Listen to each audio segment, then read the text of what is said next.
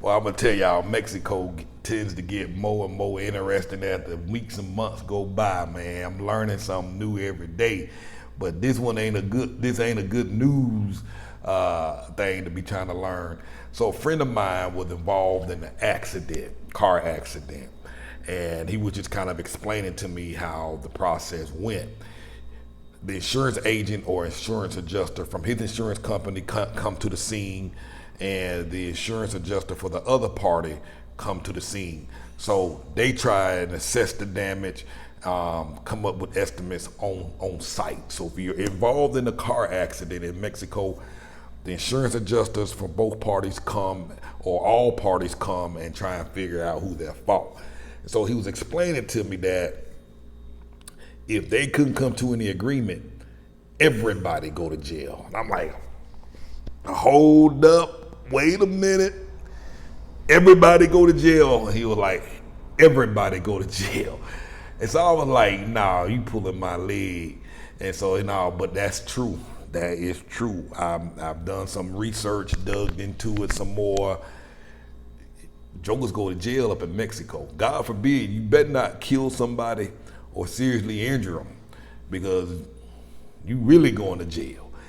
So, and that's what I want to talk to y'all briefly about, man. It's important that you got this insurance. Now, if you're going to be driving your car from the United States into Mexico, you need to buy some local Mexican insurance to cover your car. Because that insurance you got from the U.S., it does not cover foreign. Foreign insurance doesn't cover third-party liabilities in Mexico, or accidents or injuries or damage. Ain't gonna work. So it's important that you get some local insurance from Mexico to make sure you're covered. Because if not, you're going to jail, especially if there's an accident on the scene and you don't have enough money to pay out of your pocket for whatever damage that was caused, that they estimated to be the damage. You don't have the money, you go to jail. So that's why it's important you have the right insurance to make sure that you're covered, that you have the solvency to pay for whatever damage that you have. And that's what these insurance adjusters are for. They come out there. So if you get in the accident, you keep your big fat mouth shut. Don't be doing like I be doing when I be like, see, when folks be talking to you in Spanish and you act like you understand, you talking about some, yes, see. No, don't say nothing. You let your insurance adjuster do all of the talking. And another thing, if you're going to be renting a car while here in Mexico, read over that insurance to make sure you got the coverage. A lot of folks don't like paying for that insurance. I know I don't like paying all the extra fees. I be trying to get the cheapest one, but not anymore. This is not where you want to skimp out at. You want to make sure you have the proper coverage, because what happens is, if you are involved in an accident, the insurance adjusters come out, and sometimes the investigation might take a little longer, and they can't figure out who's at fault on the site. And in those cases, when they can't figure it out, guess what? You go to jail while they figure it out. That's right, you go to jail while they figure it out. So if it takes them 2 to 3 days to figure it out, you're gonna be in jail for 2 to 3 days. Now, if you have good insurance policy, the insurance adjuster, based on your policy, can go to the jail and they can bond you out pending the investigation. So this is what I'm saying. You want to make sure you have some good coverage to ensure you straight. I promise you. I spent 2.5 days in jail in Mexico, and it ain't pretty. I promise you. You don't want to go there. It ain't worth it. Pay for the doggone insurance. Make sure you got the good insurance. Make sure you have that coverage, because you don't want to get in trouble. And again, you don't want to be trying to communicate and talk at the accident scene to anybody, if you don't, especially when you don't speak the language. And that's what the insurance adjusters are for. They'll do all of the talking. So when you're, I was for a while I was nervous after my friend was in the car accident. I was nervous. I'm like, man, maybe I need to stop driving, because I ain't trying to get locked up. I don't want no liability. So in the back of my mind, I'm like, I've been driving all my life. I have never been in a car accident, and so, you know, I'm good. I think I'll be straight. 2 days later, me and Charlie, my young one, we was in the back of an Uber, and a car came. We was at a stoplight. Car came and hit our driver from the back. Boom. I was like, that was a reminder that even though if you are a good driver, folks can come up from behind who ain't paying attention and hit you.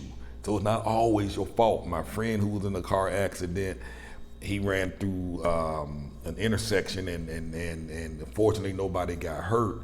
But of course the other party wasn't at fault. So I'm saying that's why they call them accidents. They happen. Sometimes you don't even gotta be your fault. But if you don't have that insurance, or if you're out there running your mouth, not knowing what you're saying, and you're agreeing to something that you didn't agree to or something that you didn't do, now you become liable for it. So a few things: if you are in an accident, of course, make sure everybody's okay. Dial 911. 111 works out here as well. Also, once you call 911, you call your insurance adjuster. You're gonna keep a number in your glove box or in your wallet or whatever, your insurance card, and you can call them and they're gonna come out to the scene and investigate. Here in Mexico, they don't move the car, so don't mess with the car until the police get out there and they tell you to move it. Until then, you leave the car right there where it's at. Don't mess with it. You just wait till they get there and they tell you what to do. So just stay calm, because the guy that hit us, he wasn't calm. He was pacing back and forth. He was on the phone. He was running back and forth to the driver, going back and forth with him. This was before the insurance folks got there. I almost got the impression he didn't have no insurance and he was scared. Because in Mexico, the police will actually encourage the parties to try and work it out. And like I said earlier, if they can't determine who's at fault, everybody go to jail. Police don't try and be involved in that negotiation. So if there's $4,000 worth of damage to the car, 4,000 US dollars or 4,000 Canadian dollars of damage, and you don't have insurance or something like that, or if you do have insurance but the policy ain't gonna cover that, if you don't got the money to pay it, you're going to jail. So that's another reason to have a few extra dollars in that emergency savings account if you're going to be out here doing this driving. You might need that.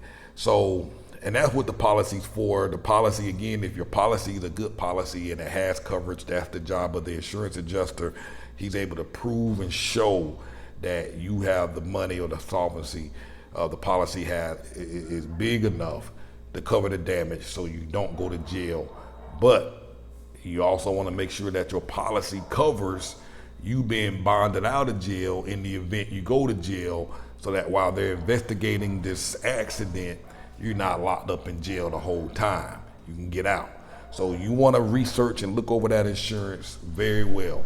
I'm going to be interviewing an auto insurance adjuster to find out how the process works, get more details about insurance, etc., etc. So if you're not a member of our platform, I'd encourage you to join. I mentioned this previously in some other videos, that for those of y'all that have made donations over the last 18 months in any way, shape, form, or fashion to me or the website, you're going to get free access for life to our new platform, where we're going to be hosting interviews and doing private trainings and sessions and interviews, etc., etc.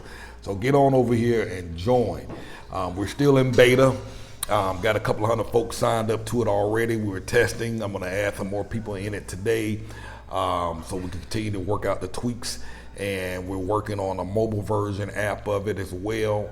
Hopefully we'll get that up and going very soon as well. So if you haven't made a donation while we are still in beta mode, make a donation today so you can get it, because you're going to pay for it later. So get in. My Cash App is on the screen below. Our Zelle is on the screen below. It was in the comments below, in the description below.